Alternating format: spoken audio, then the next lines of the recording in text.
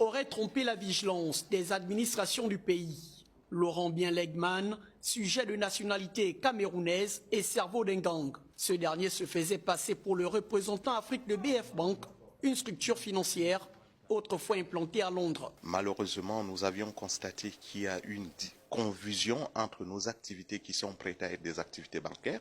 Pourtant, dans toutes mes précédentes missions de sortie, j'ai expliqué que nous n'étions pas une banque, nous n'étions pas une banque commerciale. Aucun Gabonais n'est bénéficiaire de vos activités.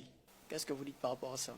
Nous avons 3 dossiers qui sont passés en commission de validation. Et sur les 3 dossiers, 2 ont déjà reçu leur notification de financement.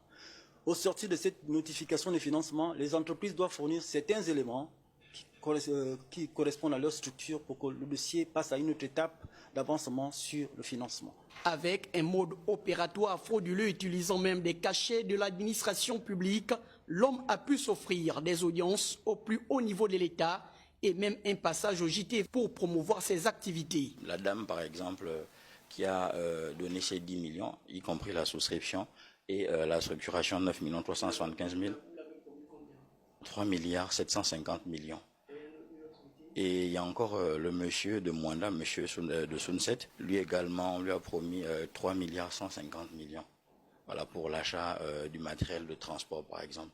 Mais le mécanisme des documents demandés, le monsieur ne pourra, ou le monsieur comme la dame ne pourront pas effectivement avoir cela. Il y a aussi un monsieur au niveau de Port-Gentil qui a payé 3 750 millions, y compris sa souscription de 720 000, donc ça fait dans les 4 millions.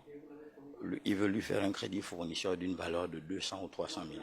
Le client ne fait que rappeler ces derniers temps, si moi il ne fait que m'appeler chaque fois, il demande aussi à recevoir sa notification d'approbation d'investissement. Et jusque-là, il n'a jamais reçu cela. Comment ont-ils pu obtenir des visas? Comment ont-ils pu obtenir des autorisations d'exercer librement en République gabonaise? Autant de questions qui trouveront certainement réponse au parquet de la République où seront présentés les présumés escrocs pour être fixés sur leur sort.